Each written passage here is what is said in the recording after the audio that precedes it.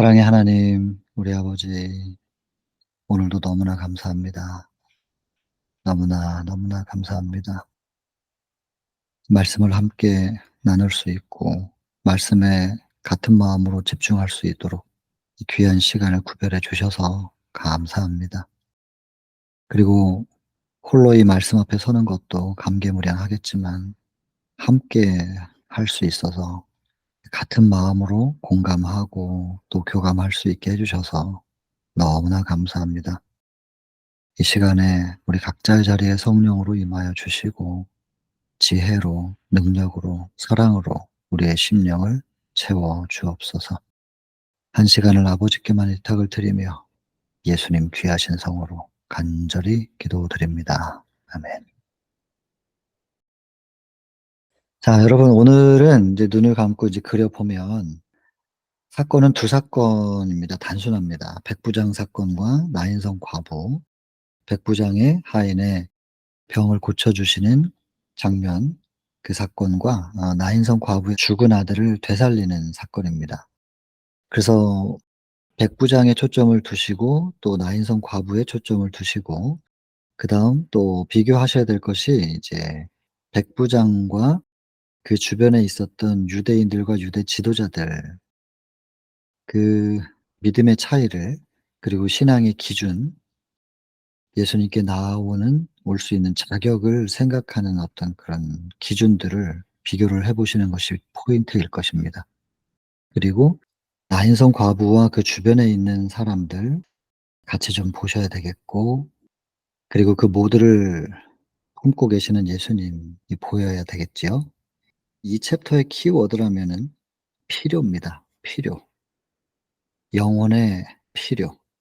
여러분, 이 백부장 본문을 읽어 보셨겠지만은 백부장은 뭘 배운 것도 아니었어요. 성경을 배운 것도 아니었고 그저 유대 땅에 와 가지고 성경을 접하긴 했겠죠. 그래서 그리스 로마의 신하들, 여러 다신교도들 속에서 이제 성장했으니까 백부장은 로마인이고, 그래서 그들의 신화 속에 등장하는 신들의 이야기를 잘 알고 있었을 거예요. 근데 성경에서 등장하는 신, 하나님, 여호와에 대한 내용을 보면서 비교가 됐겠죠. 사실 오늘날 어린아이들만 봐도 그리스 로마 신화들은 거기서 등장하는 신들의 성정, 뭐 능력은 뭐 그렇다 치고 그 성정과 성경에서 묘사되고 있는 하나님, 예수 그리스도, 성령의 역사, 이거를 읽어 보신 분들은 아시겠지만 비교 자체가 안 됩니다. 성경을 보고 그리스 로마 신화들을 보면 '이게 신인가?' 싶고, 또 능력의 차이도 엄청나잖아요. 창조주와 창조주가 아닌 신들의 이야기는 그 능력과 품성 면에서 비교 자체가 안 되니까 로마인이었던 백부장 입장에서 볼 때는 놀라웠겠죠. 이제 그래서 하나님, 그리고 히브리인들의 이 신에 대한 경외심은 가지고 있었던 것이겠죠. 그런데 예수님이라는 분이 등장해서 그분이 설교하신 내용 들은 거예요. 또 그분에 대한 소문을 들어본 거예요. 백부장은 여기 본문에 보면 보지 않고 만나 본 적은 없지만 듣고 믿은 겁니다. '어떻게 이럴 수가 있지?' 이런 생각이 들어요. 저는 인제 전도하는 사람이잖아요. 근데 전도를 하면 이제 사람들이 여러 반응이 있단 말이에요.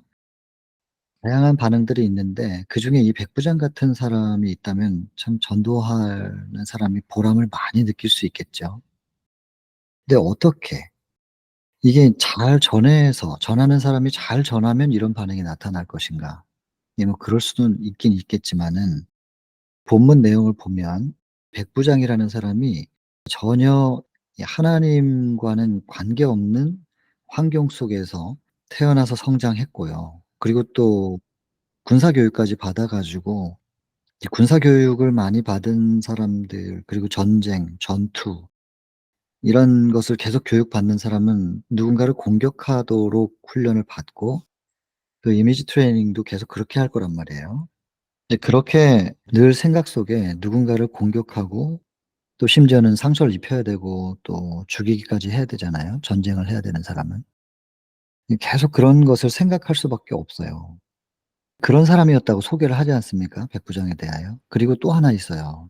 유대 지도자들로부터 방해를 받았다는, 예수님을 바르게 인식할 수 없도록 방해를 받았음에도 불구하고 백부장이 예수님을 믿기로 선택하는 것은, 도대체 이런 상황 속에서 어떻게 보지도 못하고 듣기만 하고 예수님을 받아들일 수 없게끔 형성이 된 정서일 것이고, 또 유대 지도자들로부터 방해까지 받은 상황인데도 불구하고 백부장이 예수님을 믿을 수 있었을까? 이런 물음표가 생기잖아요. 저는 그게 굉장히 궁금했어요. 어떻게 이런 백부장이 이런 상황 속에서 어떻게 예수님을 믿을 수가 있었을까? 그래서 자꾸 인제 전체적인 본문을 읽으면서 찾아보는 거예요. 어디에 분명히 답이 있을 텐데. 그리고는 인제 그 물음표의 답을 찾으려고 했는데, 결국엔 뭐였냐면 백부장은 영혼의 필요를 느끼고 있는 사람이었다는 것입니다. 여러분, 전도서 3장 11 절에 보면 하나님께서 모든 사람들에게 영혼을 사모하는 마음을 주셨다고 기록되어 있습니다. 영원을 사모하는 마음을 하나님께서 모든 사람들에게 주셨어요. 영원. 그러니까 유한한 삶을 받아들일 수가 없는 게 사람이에요. 죽음을 받아들이기가 두려워요. 영원히 존재하고 싶어요. 그 영원히 존재하고 삶을 누리고 싶은 마음은 추한 게 아니에요. 죽고 싶지 않은 마음은 추한 게 아니고 하나님께서 넣어 주신 마음이래요. 영원을 사모하는 마음은 하나님께서 주셨다. 그렇게 기록되어 있으니까. 근데 왜 그러냐면, 영혼을 사모하는 마음이 눈뜨게 되면 도무지 인간의 힘으로는 영혼을 가질 수가 없잖아요. 그래서 인간의 능력을 초월한 그 세계에 대한 갈망이 생기거든요. 근데 그걸 찾다 보면은 '원래부터 우리가 이렇게 유한한 존재였는가? 아니었구나.' 그것에 대한 그 뿌리에 대한 내용이 성경에 있단 말이에요. '아, 원래는 이렇게 창조되고 이렇게 영원히 존재할 수 있는 거였는데 죄 때문에 이렇게 된 거네. 성경은 이렇게 말하네.' 이런 것을 이제 발견하게 되면, 그 성경도 뭐 여러 신화들처럼 하나의 그거일 수도 있겠지만 안 믿는 사람들의 입장에서 볼 때는, 그러나 이게요, 생각을 하게 된다니깐요. '정말일까?' 이게 영혼을 사모하는 마음을 간절하게 갖는 사람들이 '인생의 의미가 도대체 무엇이냐.' 잠깐 이렇게 왔다가 100 년도 못 살고 죽는 이런 인생, 깊은 고뇌를 하고 의미를 찾고, 그러면 인제 주로 철학도 뒤적거리게 되고, 또 다른 여러 종교, 철학에서 답이 없으면 거의 인제 종교로 흘러가죠. 근데 종교 쪽으로 흘러와서 답을 좀 찾아보는데, 문제는 인제 나름의 해답들은 다 말을 하고 있지만 그걸 믿을 만한 근거가 있느냐는 거거든요. 근데 정말 진리에 대한 이것을 계속 갈급함을 가지고 찾다 보면, 이제 저 같은 경우에는 성경에서 답을 찾은 거죠. 저도 그 과정을 다 거쳤고 인생에 대한 허물을 좀 일찍 배운 거죠, 아버지 죽음 때문에. 아버지께서 저에게 죽음으로 주신 선물이에요. 그 선물 때문에 여러 가지 어려운 상황이 있었지만은 이제 그걸 찾아야만 했었고, 그걸 찾는 과정 속에서 하나님을 만났고, 하나님을 붙잡는 그 계기로 저의 모든, 아버지의 죽음 때문에 제가 당해야 되는 여러 가지 어려운 상황이 있었지만 그걸 뚫고 나올 수 있었던 것이고, 그리고 뭐 저는 지금 아버지의 죽음으로 인해서 제가 겪었던 좀 쉽지 않은 시간들에 대한 원망이 뭐 0.1도 없습니다. 너무너무 감사하고, 그 하나님께서 이제 저희 아버지의 죽음을 통해서 저에게 주신 선물이었고, 그걸 통해서 제 인생이 완전히 바뀌었으니까요. 그래서 저도 그런 과정을 좀 알고 있고, 백부장도 보니까 하나님께서 주신 영혼을 사모하는 마음에 이게 눈을 뜨고 뭔가 그것에 대한 갈망을 가지고 있는 사람이었구나. 영혼의 필요를 느끼는 그 백부장의 심령이었기 때문에 '이게 이렇게 믿을 수가 있었겠구나.' 그런 생각이 드는 것이죠. 근데 여러분, 이 영혼을 사모하는 마음이 누구에게나 다 있는데, 이 사람들이 마치 영원히 살 것처럼 살아요. 이 땅에서 영원히 살 것처럼 뭔가를 추구하고 열심히들 사는데, 그 열심히 살면서 어디를 향해서 가는 거냐면 죽음이라는 절벽을 향해서 계속 뛰고 있는 거거든요. 그 시간이 지나간다는 것은 죽는 날이랑 가까워진다는 뜻이잖아요. 그래서 자꾸 한 해 한 해 지나면서 자꾸 죽는 날과 가까워지는 것이고 죽음을 향해서 달려가고 있는 거라고요. 그러면서도 우리가 여기 요양원에서 인제 환자분들을 받아보면 시한부 판정을 받고 오시는 분들은 밤에 잠을 못 주무세요. 낮에는 뭐 사람들이랑 이야기하고 뭐 운동도 하고 이러면서 좀 잊고 지내다가 밤에 홀로 이제 잠자리에 들면 불 끄고 어두운 방 안에 가만히 인제 누워 있으면 얼마나 복잡한 생각들이 들겠어요. '내가 얼마나 더 살 수 있을까?' 뭐 병원에선 6 개월이라고 했지만 3 개월이 될 수도 있는 거고 내일이 될 수도 있는 거고 사형 선고 받듯이 시한부 판정을 받은 분들은 그 불안함과 두려움 때문에 사실은 그래서 쉬질 못하고 그게 더 몸을 악화시키고 그래서 선고받은 날보다는 대부분 빨리 돌아가시거든요. 근데 그런 병을 만나거나 그러지 않은 분들은 죽음에 대해서 거의 생각을 안 해요. 거의 그냥 영원히 살 것처럼 그냥 오늘 보고 사는 거예요. 왜 그러냐면 사단이 이걸 덮어 놓은 거죠.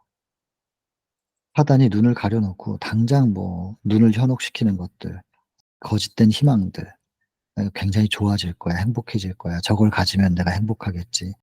뭐 저런 대학에 가면 저런 직장에 가면 이런 사업에 요번 프로젝트 성공하면' 뭐 이런 것들로 그냥 단기적으로 당근을 줘 가지고 달리게 만드는. 근데 결국에는 마지막 날을 만나잖아요. 모든 사람들이 단 한 사람도 예외 없이 마지막을 만나게 될 텐데 그때 가서 '아 이거 내가 뭘 위해서 사는 것인가.' 이 죽음의 직면에 있는 그 자녀들이 옆에 있고 참 아름다운 호상이라고 하는 그 아름다운 마지막이라고 할지라도 신앙이 없는 사람들의 마지막 죽음은 삶에 대한 그 집착과 갈망이 표현된단 말입니다. 죽고 싶지 않아서, 두려워서 '내가 죽는 건가?' 하면서 두려워하는 그걸 보실 기회가 있으면 그것도 선물이 될 겁니다. 여러분 영혼을 사모하는 마음을 주셨고 사단이 그것을 덮어서 우리에게 모든 사람에게 주어진 것이지만 그걸 인식하지 못하게 만드는 세상 속에서 우리가 살고 있습니다. 여기에 인제 성령께서 계속 호소하시는 거죠. 영혼을 사모하는 마음 그것을 자극해 가지고 그것을 인식할 수 있게 자꾸 성령께서 모든 사람에게 다 하고 계실 거예요. 모든 사람. 전혀 하나님을 알지 못하는 사람의 마음에도 성령께서 가셔서 계속 두드리고 계실 거거든요. 백부장에게 그 두드림이 있었던 것이겠죠. 누구도 예외 없으니까. 근데 백부장이 거기서 눈을 뜬 것 같아요. 영혼의 필요를 느낀 거예요. '이대로 이렇게 끝날 수 없는 건데 이렇게 허무하게 죽기 위하여 태어난 것인가?' 그 백부장은 그 영혼의 필요를 느낀 겁니다. 그런 심령에 왜 이 챕터에서 백부장 이야기와 나인성 과부의 이야기가 같이 등장했을까? 한 챕터에 두 사건이 들어 있는가? 이것도 개연성을 생각해 봐야 됩니다. 그리고 두 사건이 있는데 왜 제목은 백부장일까? 실상 병든 사람을 고치는 것보다는 죽은 사람을 살리는 것이 훨씬 더 큰 기적입니다, 인간의 측면에서 볼 때는. 그런데 나인성 과부의 아들을 살리는 사건이 초점이 되지 않고 백부장을 초점으로 두었습니다. 왜 그럴까? 이 생각해 봐야 되지 않겠어요? 이 챕터가 성령께서 이렇게 조합을 하신 데는 무슨 이유가 있는 것일까? 하나님께 여쭤봐야 되는 겁니다. 왜 이렇게 기록하셨는가? 여러분 나인성 과부의 그 장래 행렬은 예수님께 뭔가 아무것도 요청하지 않았습니다. 근데 예수께서 그 과부의 여러분 오늘날의 과부, 과거의 과부 비교가 안 되지요. 그죠? 과거에는 여인들은 숫자로 치지도 않았어요. 그냥 자손을 낳는 통로였을 뿐이죠. 근데 그 여인이 남편이 있어야 여인으로서 사람으로서의 존재감 혹은 존엄성을 인정받는 시대였는데 남편이 없는 거예요. 그러면 최소한 그 여인을 존중해 줄 수 있는 존엄성을 드러내 줄 수 있는 사람은 자식인데 독자까지도 죽었단 말이에요. 혼자 남았어요. 이 여인은 인제는 숫자로 쳐지지 않는 존재 가치가 없는 것입니다. 그 당시의 제도가. 정서도 그랬고. 근데 하나님은 그렇게 창조 안 하셨잖아요. 근데 이 여인이 자기의 남은 인생을 생각해도 까마득하고 얼마나 절망스러웠겠어요. 또 그거보다도 더 지금 남편도 잃고 독자도 잃은 그 여인의 마음 또 어머니의 마음은 뭐 당사자만 알겠죠. 근데 그 슬픔을 그 여인의 슬픔의 무게뿐만 아니라 누적돼 온 4,000 년을 누적돼 온 인간들의 슬픔, 죄 때문에 고뇌하는 인간의 그 괴로움, 그것을 지켜보는 부모의 가슴이 예수님 안에 있으셨잖아요. 얼마나 더 슬프셨겠어요. 동정하셨다는 거죠. 그래서 그 여인이 예수님께 아무것도 요청하지 않으셨어도 예수께서 다가가십니다. 그리고 그 아들을 살리시는데, 그냥 살리면 인제 뭐 슬픔 끝나잖아요. 그걸 해 주실 거면서도, 그렇게 하기로 마음 먹으셨으면서도 그 여인에게 먼저 말씀하시는 거예요. 울지 말라고. 그렇게 말씀하실 수밖에 없었다고 적혀 있잖아요. 본문에 보면 곧 슬픔을 기쁨으로 바꾸실 것이고 살리실 건데, 그냥 하시면 되는 건데도, 그러나 그럼에도 불구하고 잠깐 그 아들을 살리기 전에 조금이라도 슬퍼할 거 아니겠어요. 울지 말라고. 그 여인의 마음을 만지고 위로하고, 그 보듬을 수밖에 없는 그 예수님의 마음이 너무나 크게 느껴지지 않으십니까? 그러면서 얼마나 감사하게도 그 여인의 슬픔을 동정하셨던 예수님의 기록을 적으면서 밑에 더 뭐라고 되어 있냐면, "이런 여인의 슬픔을 동정하시는 예수님의 마음은 지금도 변함없이 여전하다." 오늘날 각 시대별로 어떤 이유에서건 슬픔을 갖고 있는 우리의 슬픔에게도 예수께서는 같은 동정으로 오고 계시고 주목하신다. 그리고 다가오시죠. 기록된 말씀을 통하여 "울지 말라. 슬퍼하지 말라고." 그 여인에게 하신 그 말씀은 오늘날 우리에게도 하고 계신다는 것입니다. 얼마나 감사합니까? 여러분, 백부장의 이야기에서의 키워드라면은 영혼의 필요. 예수님께 나아올 수 있는 자격은 딱 한 가지밖에 없습니다. 무엇을 했습니다. 업적이 이렇습니다. 어떤 기록을 남겼습니다. 의로운 사람이었습니다. 심지어 의로운 사람이었다 할지라도 그 의를 가지고 예수님께 나오는 것이 아니라 영혼의 필요를 느끼는 심령. 예수 그리스도가 아니면 구원 얻을 수가 없습니다. 남들은 다 나보고 의롭다고 하지만 나는 나를 쳐다보니 자기 자신은 속일 수가 없는 건데, 내가 나를 보니 도무지 구원을 받을 수가 없는 상태입니다. 오직 예수님만이 유일한 구원의 도입니다. 하면서 영혼의 필요를 느끼는, 이 영혼을 사모하는 마음, 영원이죠. 영원을 사모하는 그 마음의 눈을 뜨고, 이 사모하는 마음을 하나님께서 주셨다는 거. 그 하나님께서 주신 이유는 인간의 한계를 뛰어넘어 이걸 해결할 수 있는 방법이 뭘까라는 걸 찾다가 결국 하나님을 보게 하려고. 결국엔 '나를 좀 바라봐 줘. 날 좀 봐.' 이 초청이거든요. 날 좀 봐 달라고 하시는 하나님의 그 간절한 마음으로 우리 속에 그걸 심어 두신 거죠, 영혼을 사모하는 마음. 사단은 우리가 다 죽기를 바라요. 다 죽기를 바라는데 하나님께서 딱 거기다 넣으신 것이, 사단이 너희를 아무리 죽기를 바라고 죽이려 해도 영혼을 사모하는 마음만 있으면, 사단의 세력으로부터 벗어나고 싶다는 그 갈망만 있다면, 나를 좀 바라봐 주기만 한다면 내가 너희를 구할 수 있어. 그러니까 요거, 그러니깐 사단이 이긴 것 같지만 하나님께서 한 가지 딱 심어 놓으신 거예요, 영혼을 사모하는 마음을. 그걸 통해서 다시 하나님과 연결될 수 있는 뭔가 계기가 될 수 있게 하시려고. 근데 그게 딱 눈이 떠지면 하나님을 이제 찾게 될 수 있는 거죠. 이 백부장이 그런 상태였던 사람인데, 이런 필요를 느끼는 사람. 어떤 것도 자기의 어떤 성과, 업적으로 주 앞에 뭔가를 요구하지 아니하고, 나는 무가치한 사람이고 어쩔 수 없지만, 속절없는 인생이지만 유일한 구원에도 필요합니다. 예수 그리스도가 필요합니다. 죄인에게 필요한 그리스도. "오호라 나는 공고한 사람이로다. 누가 나를 이 사망의 몸에서 건져낼까?" 하는 사도 바울 같은 사람도 그렇게 외쳤는데, 우리가 그 외침으로 예수님께 나아오는 것, 그렇게 되길 바라시는 거고, 백부장은 그런 사람이었고요. 그래서 예수님께 나아올 수 있는 자격 조건은 오직 하나입니다. 영혼의 필요를 느끼는 심령. 필요를 느끼기만 한다면 누구든지 예수님께 나아와도 된다는 겁니다. 사단은 말하죠. "너 같은 인간이 어떻게 기도를 하니? 너 같은 인간이 뭔가를 구하면 하나님께서 들어주실 것 같으냐?" 이런 생각이나 이런 음성은 철저하게 사단의 음성이라는 거죠. 그럴 때마다 뭐라고 말하라고 지시를 하셨잖아요. 와이프분이 여기 적어 놓은 걸 보니까. 뭐라고 말하래요? "그래 맞아. 나는 죄인은 맞지만 예수께서 의인을 구하러 오신 게 아니라 죄인을 구하러 오셨다잖아. 그래서 내가 죄인일수록 나는 그분께 구원을 요구할 수 있어. 간구할 수 있어. 라고 하면서 주의 이름을 부르라는 것입니다. 그러니까 제가 여기 오시는 환자분들한테 이게 마지막이라고 생각이 드신다면 지나간 시간들 생각하지 마시고 괜히 그 순간에 양심 바른 어떤 그런 생각하지 마시고 '나 같은 사람이 염치도 없이 지금 이 순간 예수님의 이름을 불러도 되나?' 이런 생각하지 마시고 그냥 성령께서 뭔가를 기도하고 싶다는 생각을 주신 것이라고 생각이 들 수밖에 없잖아요. 성령께서 주셨다고 믿고 구원의 주권은 하나님께 있지만 내가 할 수 있는 마지막을 해 드리는 겁니다. "지금이라도 내가 주의 이름을 불러도 되겠습니까? 참 허무하게 살았네요." 하면서 말입니다.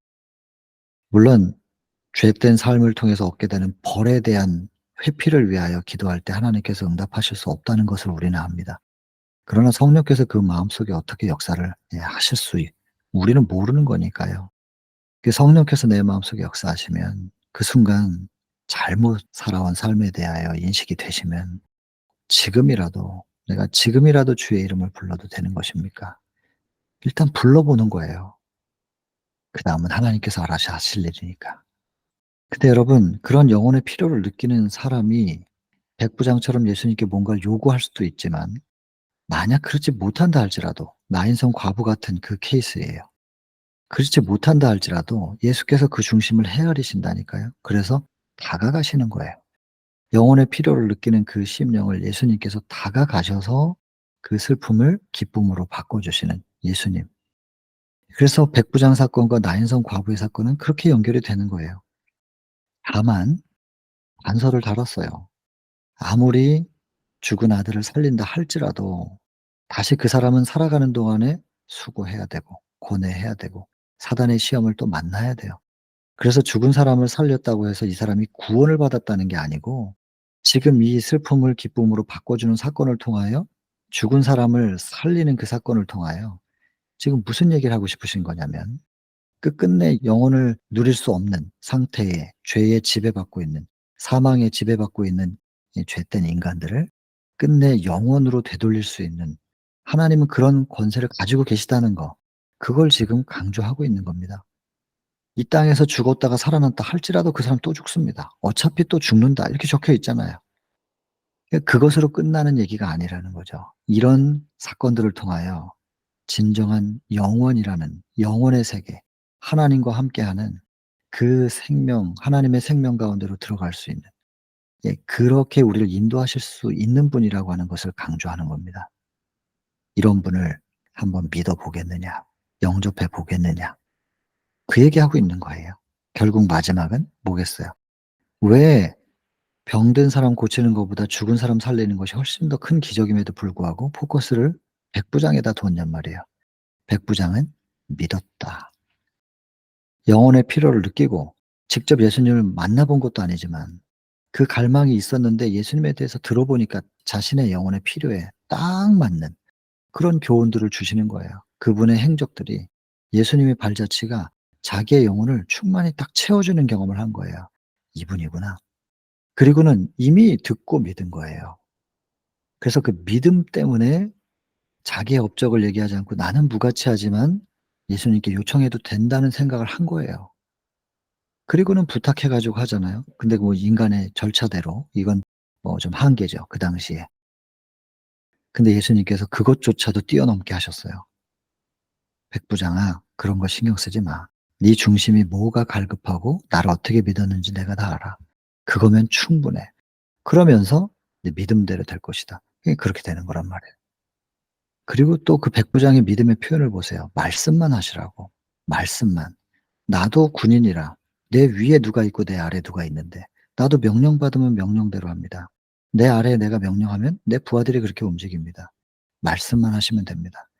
말씀에 대한 존중과 믿음이죠. 그래서 이 챕터는 영혼의 필요 그리고 그 필요를 느끼는 심령을 멀리서도 들으시고 감지하시고 찾아가서 위로하시는 예수 그리스도 이런 예수님을 한번 믿어 보겠는가. 오늘 이 시간 이 챕터를 통하여 그 결심이 이루어지면 이런 예수님 이렇게 우리의 슬픔을 동정하시고 사단의 세상 속에서 짓눌려 살아가고 있는 우리의 고뇌를 가슴 아파하시는 예수님 그리고 우리를 동정하시고 우리를 슬픔에서 기쁨으로 꿔 주시기를 원하시는 예수님 직접 찾아오셔서 말입니다. 그런 예수님을 믿어보기로 결심할 수 있다면 더, 더 깊이, 더 분명하게 믿어보기로 결심할 수 있다면, 그리고 그 믿음이 우리 속에 충만해질 수 있게 해달라고 성령을 간구할 수 있다면 이 챕터를 공부한 이 의미는 충분히 만족시켰다, 이렇게 생각이 됩니다. 자, 그러면 뭐 본문 핵심은 다 했지만 그래도 본문에서 한번 확인을 해보고 이제 마치겠습니다. 그리스도께서는 유대인들한테는 이렇게 표적과 기사를 보지 못하면 조건적인 믿음이었던 사람들이었는데, 예수님은 이제 이 유대인들이 외적인 표적을 예수님께 요구하는 걸 보고 슬퍼하셨다고 돼 있어요. 그리고 그것이 놀라셨어요. 야, 이들이 어떻게 이렇게 믿지 않는가? 이렇게 믿지 않는가? 이것 때문에 이제 놀라셨죠. 근데 백부장의 믿음을 보시고 또 놀라셨어요. 저는 이런 놀라셨다는 이 표현이 상당히 참 따뜻해요. 왜냐면 신은 놀랄 일이 없어요. 모든 걸 다 알고 있기 때문에. 근데 신이 이 땅에 오셔 가지고 이렇게 놀라셨다는 얘기는 예수님의 인성에 대한 부분이거든요, 이게. 그래서 우리하고 똑같아요. 예상하지 못했던 거예요. 백부장이 이런 믿음으로 요구할지를 예상을 못 하셨던 거예요. 그러니까 놀라죠. 이미 알고 있었으면 뭐 놀라겠어요. 기이하다, 뭐 이런 얘기 왜 하시겠어요. 하나님께서 보여주시는 것만큼만 보신 거예요, 예수님도. 우리하고 똑같았다니깐요. 이걸 꼭 좀 기억하셨으면 좋겠어요. 예수님은 신이셨지만 인간이셨어요. 그래서 인간으로서 이 땅에 사시는 동안에 우리와 똑같은 조건의 완전을 보이셨으니 인간으로서 우리에게 요구하시는 바가 있을 겁니다. 하나님께서 기대하시는 바가. 우리도 그렇게 될 수 있다는 거고요. 뭐가 이루어지기만 하면 예수님이 하나님과 어떻게 동행하셨는지 우린 그걸 봐야 되죠. 예수께서 하나님과 동행하셔서 보여주신 결과적인 부분, 외형적인 부분을 보는 게 아니고 어떻게 그런 것이 이루어질 수 있었는지, 그 동력이 무엇인가. 예수님이라 할지라도 성육신 하셨기 때문에 하나님과 함께 계시는 상태였기 때문에 그럴 수 있었다는 걸 생각하면 오늘날 우리도 성육신 해야 됩니다. 그것만 이루어지면 되거든요. 그래서 그 성육신을 위하여 우리가 초점을 거기다 둬야 되고, 또 실상 이런 얘기는 좀 조심스럽지만 결과적으로 외형적인 모습이라 할지라도 사람마다 다 다르게 요구하실 거예요, 하나님께서. 그냥 100m 달리기 할 때 50m에서 출발하는 사람하고 100m 처음 출발점에서 출발하는 사람이랑 결과가 똑같을 수가 있겠어요? 이 세상엔 늦게 출발하는 사람도 있고 일찍 출발하는 사람도 있습니다. 모세 같은 사람하고 십자가 한 편의 강도 같은 사람한테 똑같은 걸 요구하지 않으시거든요. 똑같은 완전을 요구하지 않으세요. 그러니까 인제 우리 인간적인 생각으로는 완전 그러면은 하나의 표준을 정해 놓고 모두가 다 절대적으로 저 표준에 도달해야 된다는 그런 생각을 자꾸 하게 돼요. 여러분 기억하셔요. 모세에게 요구한 것과 십자가 한 편의 강도에게 요구한 것이 다르세요. 하나님은 같은 걸 요구하지 않으셨다고요. 그러니까 나에게 뭘 요구하시는지는 나는 모르는 거예요, 여러분. 그걸 내가 정하지 말고 또 다른 사람에게 무엇을 요구하시는지를 내가 정하지 말아야죠. "너 그렇게 하면 구원 못 받아." 뭐 이런 것은 그 사람에게 요구하는 게 뭔지는 하나님께서 가지고 계시는 거지, 그걸 왜 내가 판단하냐고요. 그리고 왜 내가 그 사람을 정죄하냔 말이에요. 위험합니다, 이거. 그저 내 마음을 들여다보면 자기 자신을 속일 수 없으니까 내가 순수하게 오직 하나님을 갈망하고 하나님을 붙잡고 있는가, 내가 알아요. 그 실수해 가지고 죄의 모양이 나한테 나타났다 할지라도 벌떡 일어날 수 있게 돼요. 괜히 앉아 가지고 괜히 침울해하고 그런 게 아니라 내 마음의 중심은 하나님께 고정돼 있었으니까 다시 벌떡 일어나게 된다니깐요. 죄책감에 안 눌려요, 여러분. 그냥 하나님께 죄송한 것이. '내가 주님의 그 이미 못 박혀 있는 손에다가 또 못질을 했구나. 망치질을 했구나 내가. 정말 죄송합니다.' 이 슬픔이고, 참 나에 대한 '어떻게 이 모양이냐. 어떻게 이럴 수가 있느냐.' 이 내가 하나님께 한 짓을 생각하면은 '내가 누구를 원망할 수 있을까? 누가 나한테 뭘 서운하게 하고 뭘 어떻게 해도 내가 하나님 앞에 배은망덕하게 했던 걸 생각하면 '내가 누구를 탓할 수 있을까?' 이런 생각이 들거든요. 자기를 보면 됩니다. 그리고 어떤 모양을 그려 놓지도 마시고 그냥 순수하게 '내가 온전히 하나님을 붙잡고 있는가.' 그것만 생각하고 내 중심이 하나님 앞에 합당하면 괜히 누가 뭐라 그래도 죄책감에 눌리거나 연민에 빠지거나 그러지 마시고 그냥 넘어졌다 할지라도 벌떡 일어나서 또 가시면 됩니다. '하나님 제가 잠깐 한눈 팔다가 그냥 돌에 걸려서 넘어졌네요.' 툭 털고 다시 나아가면 되는 거죠. 예수님은 인간이셨습니다. 우리와 똑같이. 그리고 이렇게 놀라시기도 하고 배고프시기도 하고 피곤하기도 하고 똑같아요, 여러분. 우리도 예수님처럼 하나님 붙잡고 살면 그냥 그것으로 의예요. 감히 말씀을 드리는데 하나님을 그렇게 붙잡으면 그걸 의라고 여겨 주실 것입니다. 표현이 어떻게 됐든. 그리고 시간이 주어지면 내가 정말로 붙잡았으면 그분을 임재를 붙잡고 있으면 임재의 빛은 배우처럼 탤런트처럼 연기할 수도 없는 거지만 감출 수도 없는 그 빛이 발산이 되는 거죠. 그래서 십자가 한 편의 강도가 만약에 거기서 죽지 않고 십자가에서 노임을 받아서 이 땅에서 더 살 수 있었으면 어떠한 삶을 살았을 것인지를 시대소망에서 말하고 있습니다. 근데 거기서 죽었기 때문에 그 사람의 삶의 모습은 그냥 강도처럼 밖에 인식이 안 되죠, 모든 사람들에게. 그러나 하나님은 보시거든요. 그러니까 지금 그 사람의 모습을 가지고 내일을 우리는 판단할 수 없는 것이죠. 그 사람이 지금 예수님 붙잡았으면 그 사람의 내일은 어떻게 달라질지 모르는 거거든요. 그러니 자기 자신만 볼 일입니다. 자, 그래서 어쨌든 예수님의 인성에 대한 부분이 또 나와서 너무 따뜻해서 제가 좀 더 얘기가 길어졌습니다. 말씀만 하십시오. 여기서 결론은 다 난 거예요, 실은. 이렇게 해 가지고 낫게 된 건데 하인에게 이렇게 애정을 가지고 있었던 특별한 사람인 거예요, 백부장. 나도 속절없는 인생, 하인도 속절없는 인생.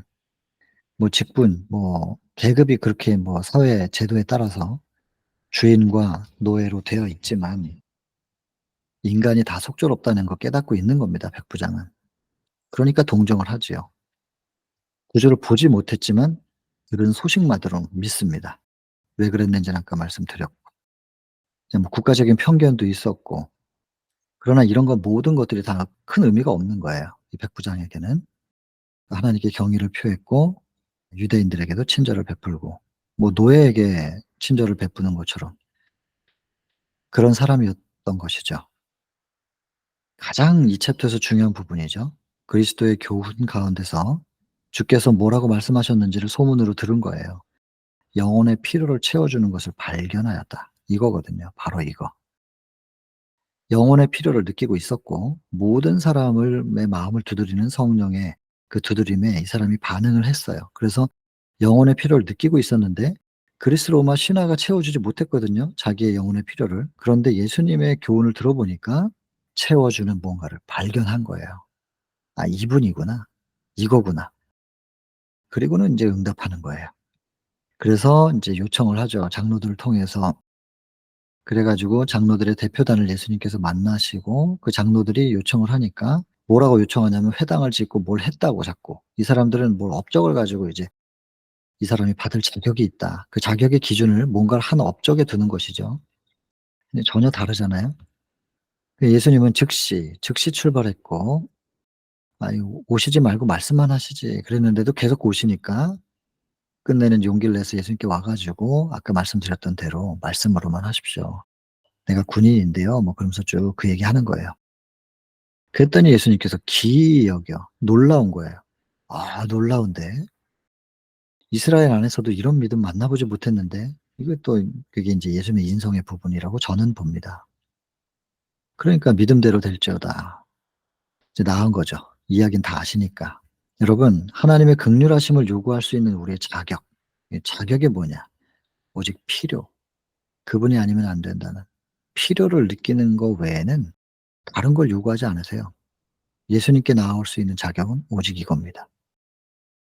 근데 유대 지도자들은 이런 호의를 베풀고 뭐 어떻게 했기 때문에 요렇게 인제 비교를 해 놨고 그러나 백부장은 감당치 못합니다. 제가 뭘 했어도 그걸 가지고 예수님 앞에 나아가기에는 아니라고. 나는 감당할 수 없다고. 그런데도 불구하고 감당하지 못하겠다고 하면서도 요구는 해요 또. 왜 그러냐?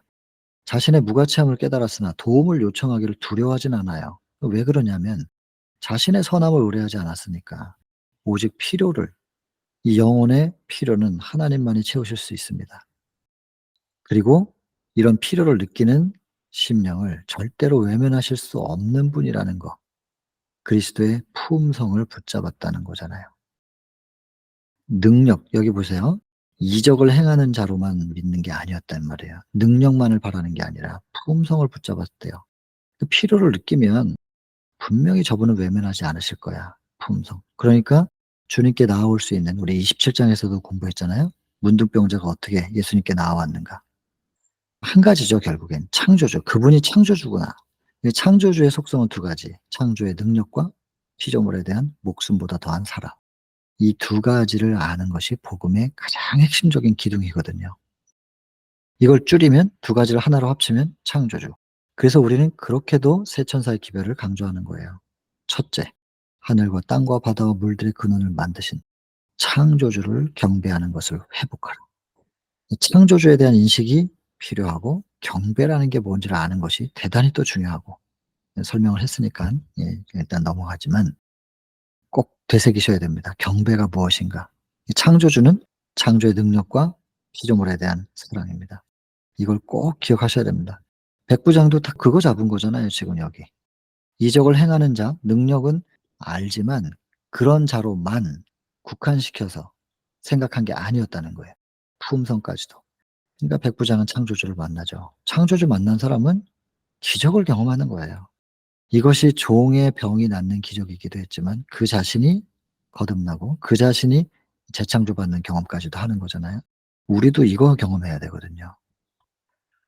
모든 죄인이 그리스도께 나아오는 경우도 다 이와 같다. 백부장만이 아니라 우리도 다 이렇게 예수님께 나아갈 수 있다는 것이고, 사단이 말한대요. 당신이 이런 죄인인데 어떻게 축복받기를 바랄 수가 있냐? 그런 기도하면 응답될 것 같냐? 이렇게 얘기할 것이라는 거예요. 그러나 그리스도께서는 죄인들을 구원하기 위하여 오셨다라고 사단에게 말하라. 그래, 나 죄인 맞아. 근데 예수님이 의인을 구원하러 오신 게 아니라 죄인을 구원하러 오셨대잖아. 그러니까 내가 죄인이기 때문에 예수님께 나아갈 수 있어. 이렇게 말하라는 거예요. 사단에게 그렇게 말하고 예수님께 나아오라는 것이죠. 여러분, 어떤 조건에 있어서도 항상 말할 수 있는 강구가 있습니다. 항상 말해도 되는 거, 요구해도 되는 거. 그게 구원하시는 능력을 필요로 하는, 나는 무력한 상태고 내 힘으로는 안 되는데 구원해 주실 수 있는 능력 주께 있으니 나는 그 능력이 필요합니다. 라고 하는 것은 항상 말해도 된다는 거예요. 그러니까 항상 말씀하세요. 이 기도는 언제든지 해도 된다잖아요.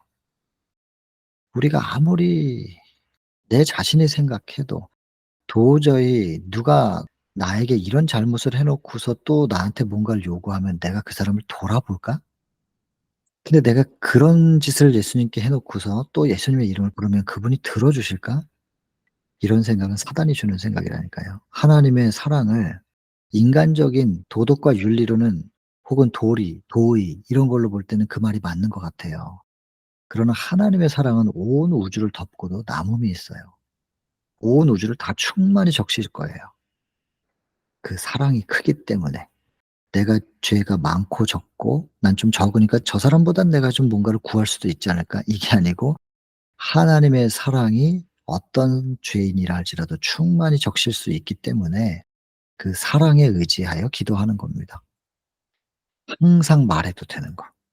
요 필요를 느끼면 즉시 기도해도 된다는 겁니다. 내 손에는 가지고 갈 아무 대가도 없습니다. 다만 주의 십자가에 매달릴 뿐입니다. 십자가에. 사랑의 결정체. 십자가에 매달릴 뿐입니다. 유대인들은 어릴 때부터 뭐 빛을 많이 받았죠. 선지자들의 영감의 글도 있고 상징도 받았지만 그러나 빛을 무시했습니다. 그러나 이 백부장은 여기 보면 이방인이고요. 로마의 우상 숭배 교육 받았고요. 군사 훈련 받았고요. 교육과 환경으로 말미암아 겉보기에는 도저히 이 사람은 구원받기 어려운 사람, 하나님 믿기 어려운 사람인 것처럼 보이고, 또 더더군다나 유대인들의 이 방해를 받았어요. 그런 백부장이 아브라함의 자손들도 눈이 멀어서 보지 못했던, 식별하지 못했던 진리를 이해한 거예요. 어떻게? 어떻게 이럴 수 있었을까? 이건 대단히 궁금한 일이잖아요. 근데 답이 위에 있었단 말이에요. 영혼의 필요. 그 영혼의 필요 옆에는 뭐 하나 더 적어 놓으면 좋겠어요. 전도서 3장 11절. 하나님께서 주신 영혼을 사모하는 마음. 좀 적어 놓으시면 좋겠어요. 그래서 그것을 식별한 것입니다. 그리고 이 이방인이 이런 걸 받아들이는 이 사건은 이 예수님의 사업이 말입니다. 이방인들에게 어떻게 전해지고 이방인들 가운데서 예수님을 어떻게 영접할 수 있는지에 대한 그 전조였대요. 나중에 인제 초대교회 당시에 정말 온 세상으로 다 복음이 전파되잖아요. 그리고 이방인들에게도 복음이 전파되고 하나님을 영접하는 위대한 일들이 일어나는 거죠. 또 꼭 어릴 때부터 뭔가 이런 그 신앙적인 분위기 안에서 살았던 사람이라서 그런 게 아니고 전혀 관계없는 이방인들에게도 분명히 영혼을 사모하는 마음에 눈을 뜬 사람들이 있을 거니까 그런 사람들 그 누군지는 모르니까 우린 그냥 일단 뿌리고 보는 거예요. 뿌리는데 그중에 10 사람에게 던졌는데 한 사람이 딱 그걸 잡았다 할지라도 뭐 10 중에 하나면 또 아니라 뭐 10,000 중에 하나를 할지라도 우리는 뿌려야 됩니다. 그중에 하나가 딱 그걸 붙잡으면 그게 얼마나 기쁨이겠어요. 일단 뿌리고 볼 일이죠. 영혼을 사모하는 마음을 가진 사람이 분명히 있을 겁니다. 그 눈뜬 사람들이 있을 거거든요. 자 그런데 인제 유대인들은 다 이렇게 기회를 놓친 거죠. '아 슬프다.' 그래요. '슬프다. 빛이 비춰졌지만 돌아보지 아니하는 사람들이 그리스도교 국가에 얼마나 많은가.' 이스라엘 중에 빛이 비춰졌지만 돌아보지 않는 사람들이 너무나 많았다는 것이죠. 그래서 실은 "멸망에 가증한 것이 거룩한 곳에 선 것을 보거든 산으로 도망하라." 라는 주의 메시지를 들었고 기억했던 사람들만 살아남습니다. AD 70 년에 이스라엘이 멸망할 때 극소수의 그 예수님의 제자들만 살아서 로마의 1 차 포위가 풀렸을 때 예루살렘을 인제 빠져나가고 그 이후에 2차 포위가 일어나면서 싹 다 이스라엘은 사라집니다. AD 70 년. 1948 년에 그 국가가 다시 부활해서 지금 이스라엘이란 국가가 저렇게 있긴 있지만 그렇게 사라졌었던 국가입니다, 그 나라가. 그리고 지금 저렇게 부활해서 다시 국가의 형태를 갖추고 있지만 하나님께서 세우신 나라가 아닌 듯하죠. 그러나 저 가운데서도 하나님께서 그들을 통하여 이 땅에 오셨었기 때문에 끝까지 그들을 사랑하실 거예요.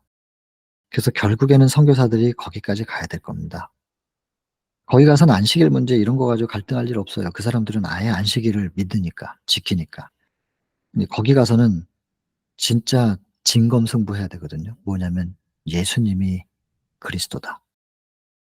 2000년 전에도 예수님이 그리스도다 하니까는 십자가에 못 박아 죽인 그들이기 때문에 지금 다시 가서 "예수님이 그리스도다. 구원자다." 이 얘기하면 역시 목과 망치를 들고 덤빌 거예요, 요즘도. 그러니까 늦은 비의 능력으로 인도함을 받아서 가야 될 겁니다, 거기는. 아무튼 거기까지 가야 됩니다. 어쩌면 동그란 지구의 끝은 거기일 수도 있습니다. 시작점으로 다시 돌아가는 것이 끝이겠지요. 뭐 여러 가지 인제 땅끝에 대한 해석들이 있지만 뭐 다 맞습니다. 뭐 이것만이 맞다는 게 아니라 다 맞는데 복음의 시작점으로 가는 것 그것이 우리의 어떻게 보면 최종적인 목표가 될 수도 있겠죠. 이스라엘의 예수 그리스도의 복음이 전해져야 됩니다. 그다음에 인제 이런 영혼의 필요를 느끼는 사람에게 예수께서 어떻게 다가가시는 얘기가 인제 여기 나인성 과부 얘긴데 예수님 곁에 동행하는 사람들 많았어요. 제자들도 있고 많은 사람들이 동행했고 이들은 소망을 품고 따라다니죠. 무슨 소망이겠어요? 무슨 기대겠어요? 예수님이 언제 나라 세우나 로마를 정복하나 이거 생각하면서 따라다니는 사람들. 그런 사람들과 함께 있었는데 장래 행렬이 있었고 통곡을 보고 왜 통곡하냐면 과부의 독자가 죽었기 때문에. 모두가 또 이 과부를 불쌍히 여기죠, 인간적으로. 이제 이 여인은 어떻게 살아갈까? 뭐 이런 슬픔의 통곡의 행렬이 지나가고 있는 겁니다. 주께서 그 과부를 보셨습니다. 불쌍히 여기십니다. 그리고 "울지 말라." 하십니다. 다가가셔서 과부의 슬픔을 기쁨으로 변하게 할 것이에요. 곧 그렇게 할 거지만 동종의 말씀을 하지 않을 수가 없는 분이세요, 예수님은. 이런 분이 우리 주님이신 거예요. 여러분 이런 주님의 가슴과 접촉되시면 주께 나아가지 못할 이유가 없지 않겠어요? 예수님은 이런 분입니다. "가까이 오사 관에 손을 대시고 일어나라." 뭐 결과 아시죠? 기쁘게 포옹하고 모든 사람이 두려워하겠죠, 당연히. 근데 두려워하면서 옆에 있는 아까 제자들 많은 사람들 '야 이런 능력이 있는 분이니 전쟁에 나가서 군사들이 목숨 걸고 싸우겠구나. 죽어도 살려줄 건데 뭐 로마 군사들이 아무리 많아도 우리가 숫자가 작아도 뭐 죽으면 또 살리고 또 살려서 계속 싸우는 건데 로마 군사들이 보면은 기겁을 하겠지. 어저께 내가 죽인 사람이 일어나서 또 오늘 나한테 덤비니 아마 두려워서 다 도망갈 거야.' 뭐 이런 여러 가지 상상을 하면서 '이분은 우리 왕이 돼야 돼.' 이렇게 생각하고 있을 거예요, 슬프게도. 근데 여기서 지금 계속 얘기하는 것은 동정하시는 예수님. 우리의 슬픔을 동정하시고 주목하시는 예수님. 그분의 품성에 대해서 계속 얘기하잖아요. 능력만 보여주고 끝나는 게 아니라 예수께서 어떤 품성의 소유자이신가. 그걸 얘기하고 있는데 자꾸 그 능력으로 로마를 제패하고 지배 국가가 되겠다는 그런 생각만 한다면 하나님께서 그들에게 뭘 해 주실 수 있겠냔 말이에요. 오늘날 우리도 신앙을 하는 이유가 기복적으로만 신앙한다면 이 땅에서 뭐 어려운 거 뭐 도깨비 방망이처럼 이렇게 두드리면 뭐가 해결되고, 해결되고 그것만을 위해서 우리가 신앙을 하는 상당히 기복적인 신앙에서 벗어나지 못하는 기복 신앙 자체가 무조건 안 된다는 건 아닙니다. 시작 단계에서 그럴 수 있습니다. 어려운 사람들이 당장 죽어가는 사람에게 목마른 사람에게는 물을 줘야지 되는 경우들이 있거든요. 북한 분들 만나면 일단 채워줄 건 채워줘야 됩니다. 그러니깐 예수님께서 병을 고치시잖아요, 당장 아파하니까.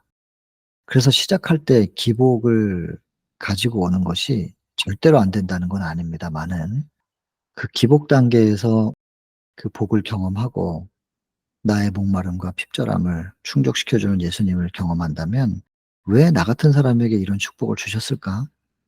그다음 단계로 가야 되잖아요.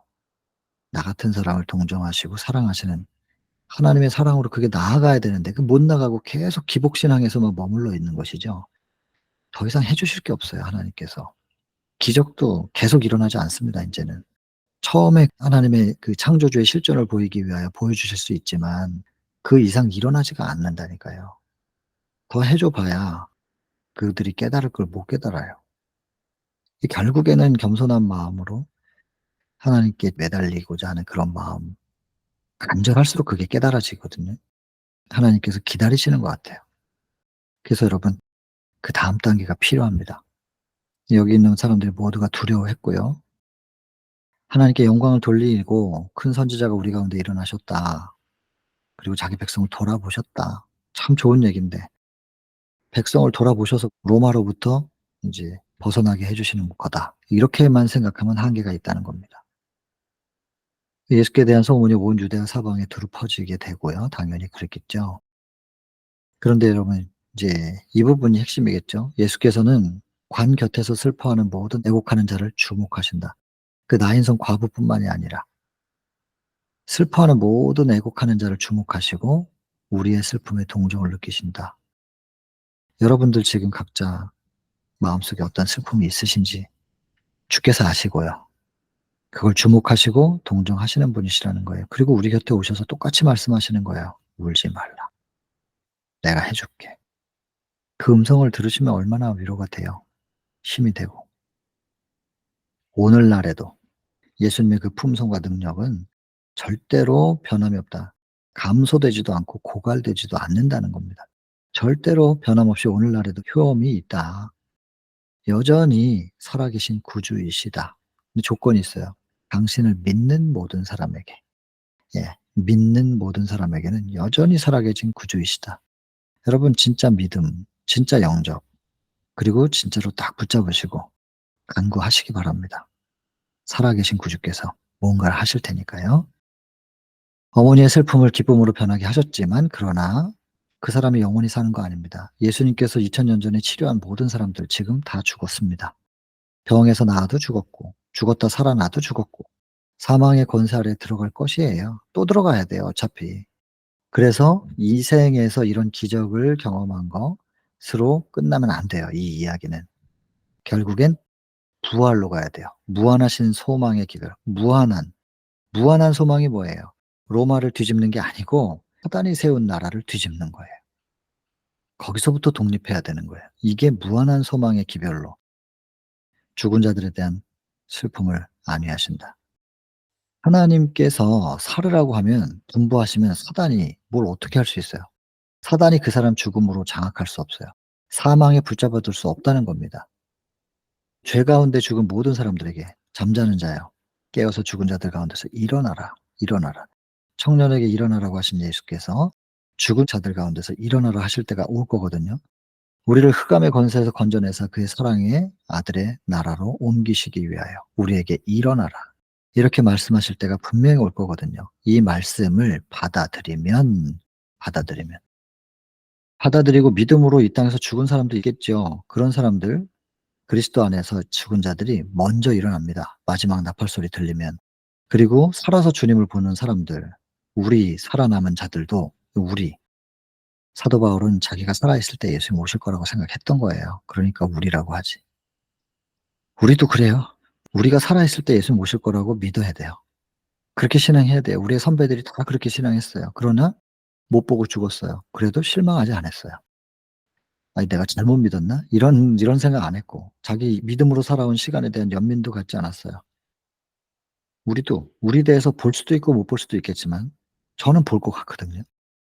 예. 여러분들도 볼 거라고 생각하고 신앙하셔야 됩니다. 그게 살아있는 신앙일 거예요.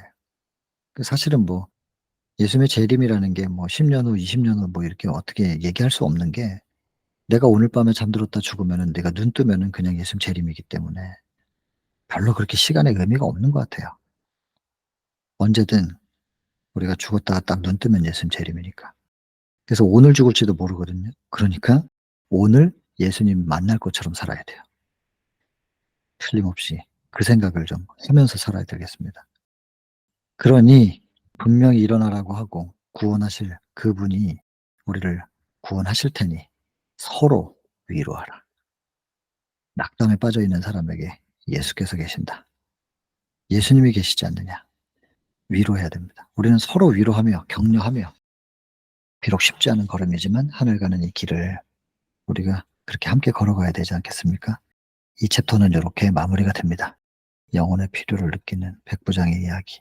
그리고 그 필요를 느끼는 사람을 동정하시고 다가가시는 예수 그리스도, 그리고 그분의 능력과 사랑이죠. 결론은 또 똑같습니다.